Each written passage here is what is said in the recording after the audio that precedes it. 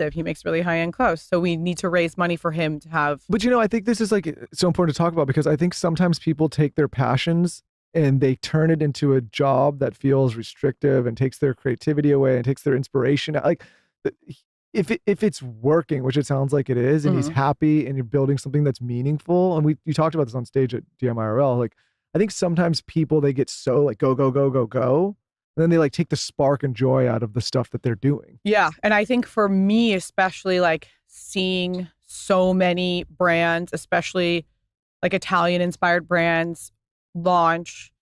And I'm like, fuck, like I've had every SKU for Baroncini designed for like 4.5 years. I just haven't had the money to do it.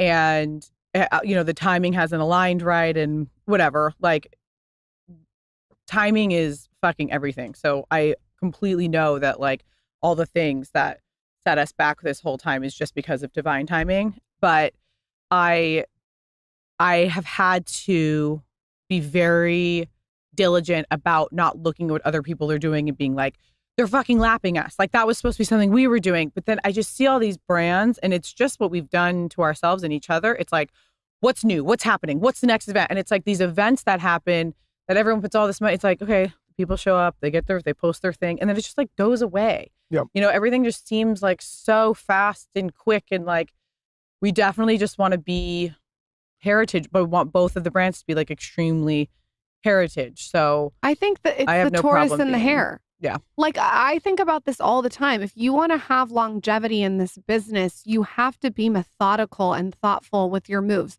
And yes, there is something to being swift, but I do think it's nice to take the Italian way and mesh it with the American way. Davide doesn't have extreme financial goals. He's like, the fact that we can live in this house, I can have this store, that we have cars, that we have our children. You travel?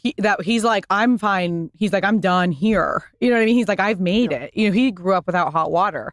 So he's like, this is it. Like, and I'm like, totally. But also you don't manage the finances. And so we need like a little bit, if there's going to be like 2 kids and like, but also he's like, then we move. Like, we don't need to be in LA. But he's right like, though. It's so beautifully grounding. No. It's funny because I think about it now at this stage in my life in terms of like the games you enjoy playing. And I think people really fuck this up where it's like the type of work that I do, I enjoy the challenge of seeing if I can build a bigger puzzle that I can then, like, it's not, financials are like kind of a byproduct sometimes of that. But for me, it's like the game is what I enjoy. Not the stuff. Yeah. If I didn't you don't want to, I always tell people like, I don't ever want to get to a point where I'm doing something and it's a headache and I don't like my partners or I don't like the business or I don't like what's going at that point. I would honestly, people don't realize it, I would just walk away. Yeah. And I think it has to be an enjoyable process. We are lucky to be friends with so many people who are super entrepreneurial and have reached many levels of success. And the money in your bank account truly doesn't make you happier. Really diminish. You have people, they don't like people who have. Makes friendships weird. It makes people jealous. Like, I already feel a lot of negativity towards us with like just us loving each other the way that we like, it's just like. It's hard for people who are working towards making more money to hear somebody who they perceive to have money talk about money actually having diminishing returns. Mm-hmm. Like we all know many people with a lot of money that are the most miserable people on the planet, right? Like and I think people say that's easy for you to say if you have money, but I think if like the money is the only thing, that's the byproduct of whatever you're putting out into the world. Like you're going to slowly over time get less and less enjoyment from that. He knows once he gets the right partner and stores open, like if he's in the store, like the money that people spend shopping with him is it's like they love him. They trust him. They're buying these beautiful garments. We know the names of all the people who make these clothes. Like, it's such a special brand.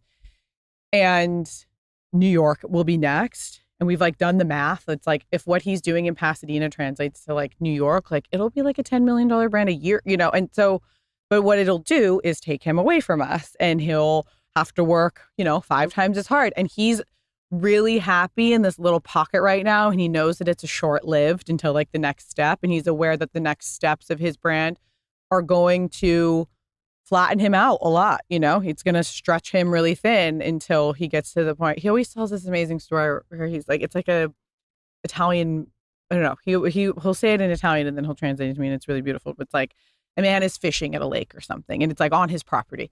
And this guy comes and he's like, you know, like you have more fish in your lake than anybody else. Like if you do a big net and fish the fish, then you could sell it at the market and you could build a business and and it's like, and it'll be like, and then the next step will be this, and then the next step will be this, and then the next step will be this. And then the guy's sitting there fishing and goes, and what'll be the end? And then he's like, then you don't have to work anymore and you can relax all day. What would you do then? He goes, I would sit here and fish.